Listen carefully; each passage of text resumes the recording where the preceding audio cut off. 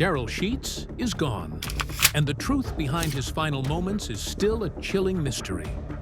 From whispers of a professional hit to an accidentally fatal robbery, the rumors are spiraling out of control, forcing a grieving Brandi Passante to finally break her silence. But as the official investigation hits a dead end, even Darrell's inner circle remains in the dark. Was it a tragic accident or a planned homicide that changes his Storage Wars legacy forever? Join us as we unveil the heartbreaking reality. Brandi Passante is finally ready to share. A pseudo set of final days.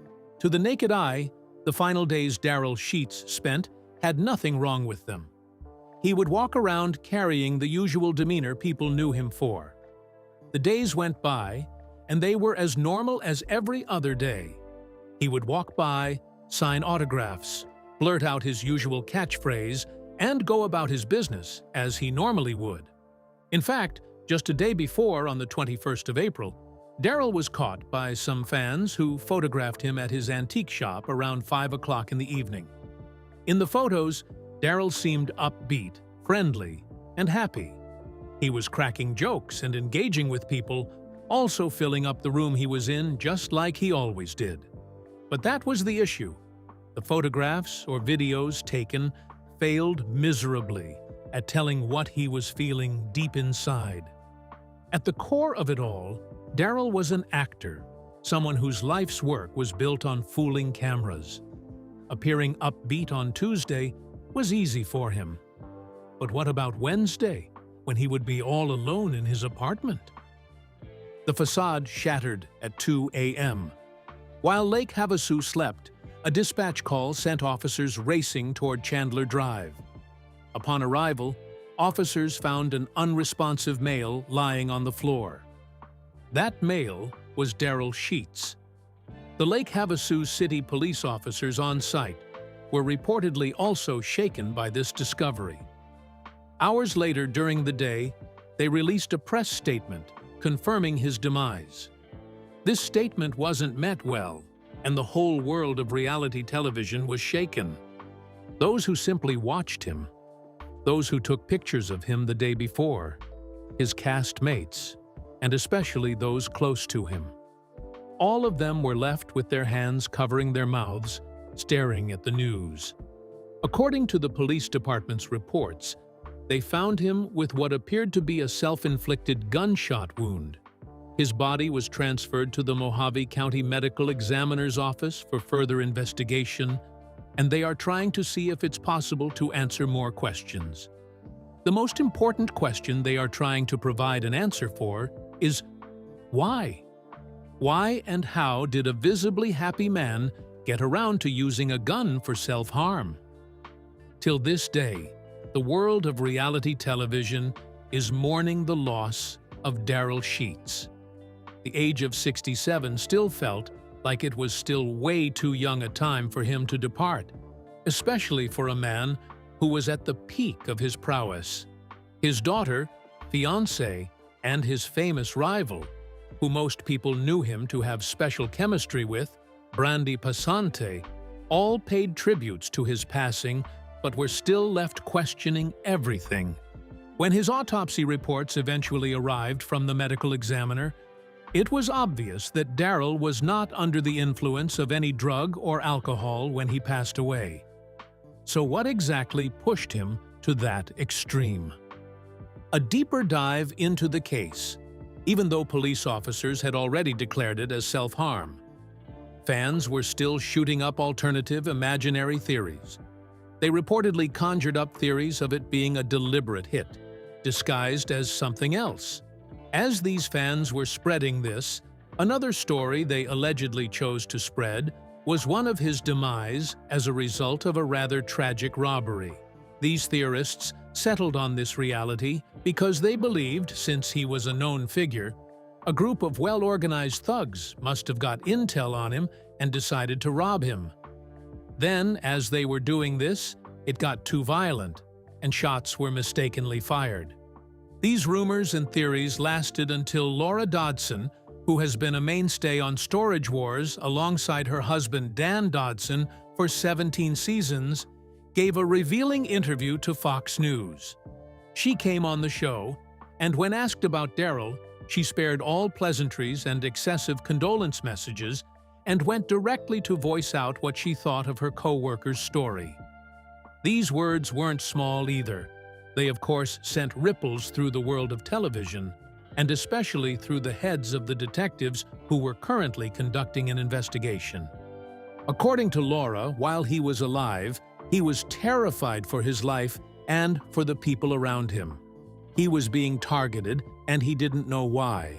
She also confirmed what she was saying by pointing to his Facebook page, specifying a post that justified her claims to the world.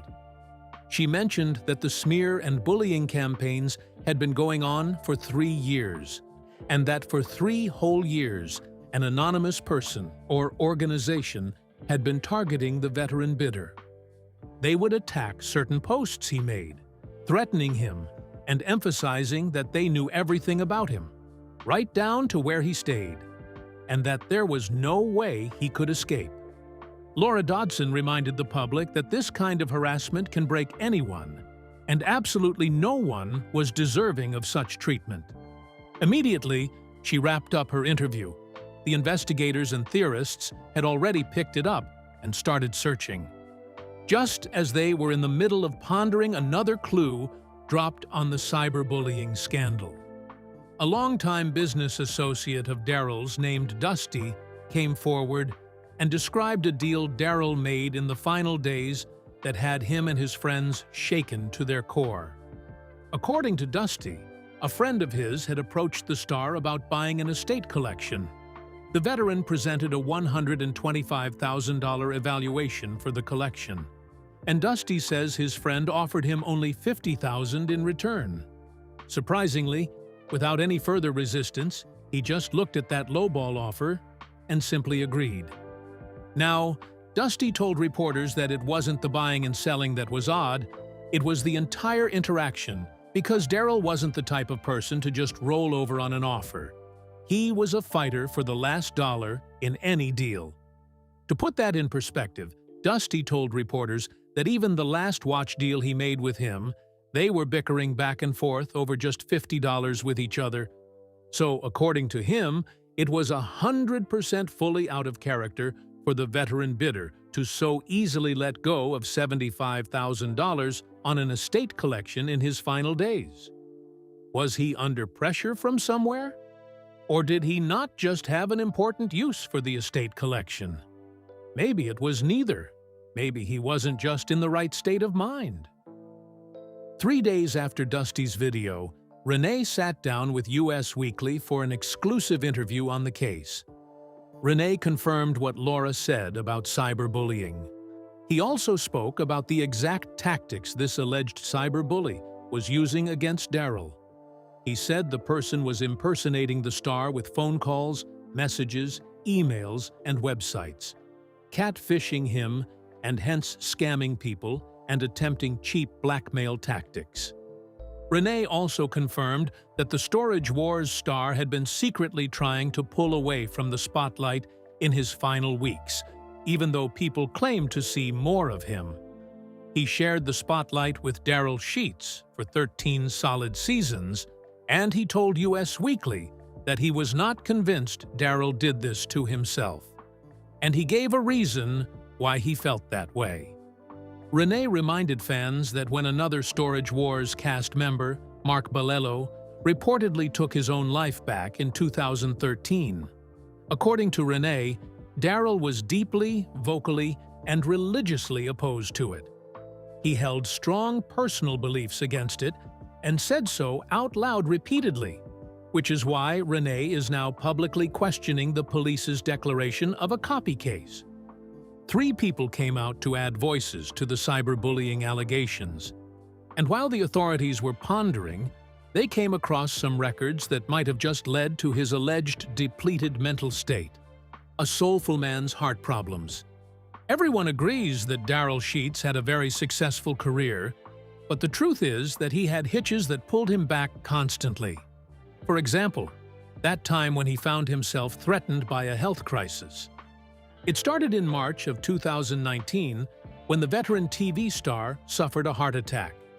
Rather than a minor heart issue, it was a full-on cardiac event that landed him in the hospital. However, being in the hospital was clearly not enough, as he was told he'd have to go in for surgery. He reluctantly obliged, and the surgery was successful.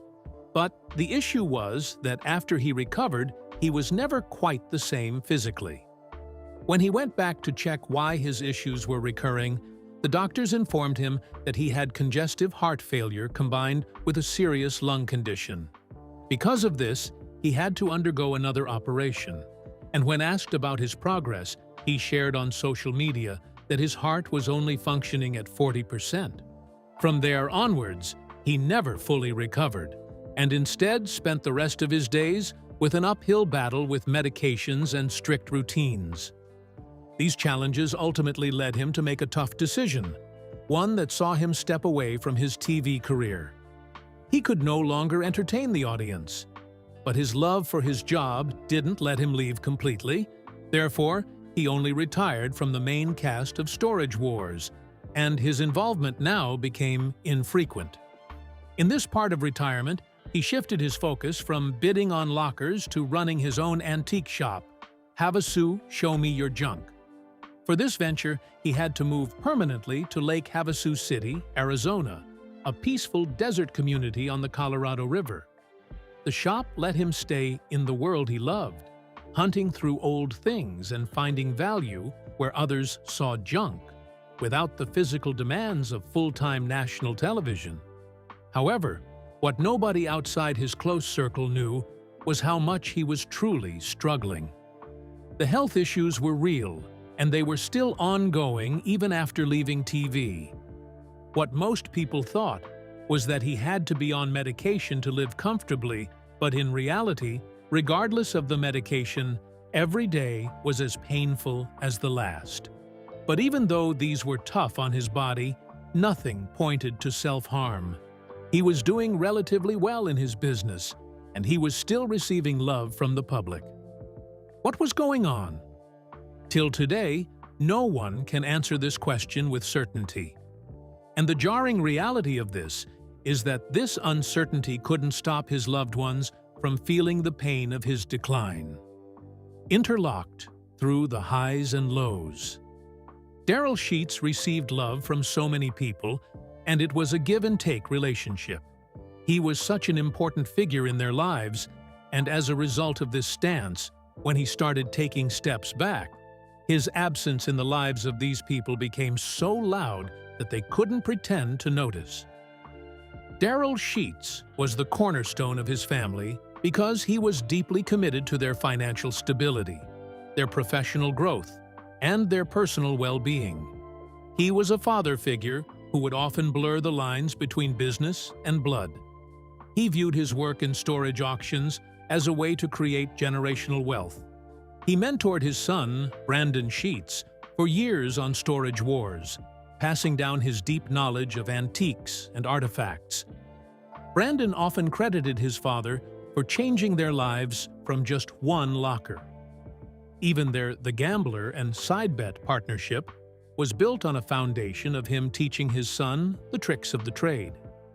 The problem came during his step back due to sickness. The heart attack spoiled whatever they were building, forcibly forcing his son to abandon Storage Wars and transition into a career in real estate. Despite his tough guy TV persona, his peers described him as someone who put his family first over anything. According to them, he made sure to instill this value in Brandon.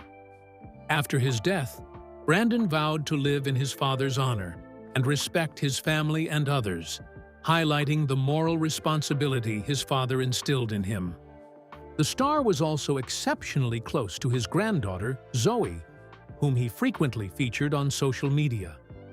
Reports suggest that in the absence of her mother, Tiffany, he largely raised Zoe himself.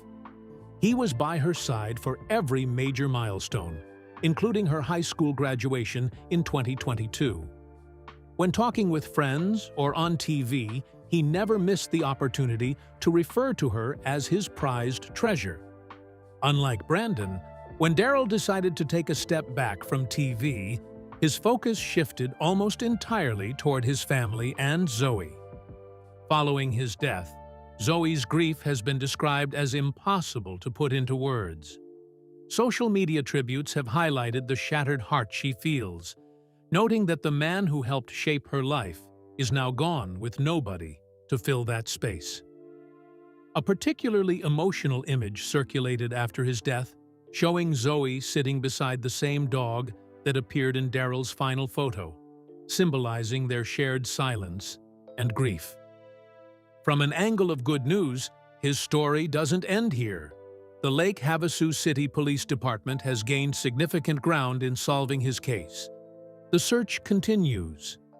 The most significant update in the investigation came recently, JN 2026, when the LHPD's Criminal Investigations Unit submitted Sheets' cellular phone for forensic analysis. This step is considered essential to advancing the case, as authorities believe they would be able to get first-person evidence of the abuse if they accessed his phone. They might also be able to track the anonymous individual and corner him for an interrogation if things go well. They would also seek to identify each of the sources of harassment and determine if the online abuse was really enough to contribute to his death, or if they were chasing loose ends. Even though his death has already been ruled as self-inflicted, they can never be too sure. This process got kick-started after they got notified from Renee's interview. When Renee was brought in for questioning, in his statements, he reportedly gave personal accounts of what Darrell had told him during his time versus the bullies. He alleges that he had confided in him in March 2026, roughly a month before his death. Investigations into the matter also enabled them to discover that the former Storage Wars star had already posted photos on Facebook of a man he identified as his cyberbully stalker, claiming the person had been harassing and hacking him. The LHPD is still awaiting results from the forensic phone analysis and final toxicology reports from the Mojave County Medical Examiner's Office. Authorities have officially requested that anyone with information regarding the cyberbullying allegations contact them as soon as possible, so they can bring justice and clear Darrell Sheets' name immediately. And another beautiful angle in this rough saga was how the case's lack of conclusion didn't stop people from paying tribute and showing love to Darrell Sheets. Flowers at an icon's gravestone. After Darrell's death, people decided to honor him, and the A&E had a lot to say. Appearing in 163 episodes is no small feat. Darrell quite literally carried the show while he was still there. Storage Wars is what it is thanks to Darrell Sheets. The show ran a marathon for him, 8 hours of classic episodes. His voice filled living rooms across America one more time with his loud laugh, iconic catchphrases, and his now famous nostalgic wow factor. Storage Wars had initially moved on with 17 seasons in, with new cast members and new storylines, but they stopped everything to run 8 straight hours of classic Darrell Sheets episodes from 1 p.m. in the afternoon to 9 at night, back to back. They showed the bids, the reveals, the dramatic locker finds, and all the moments that made him a star.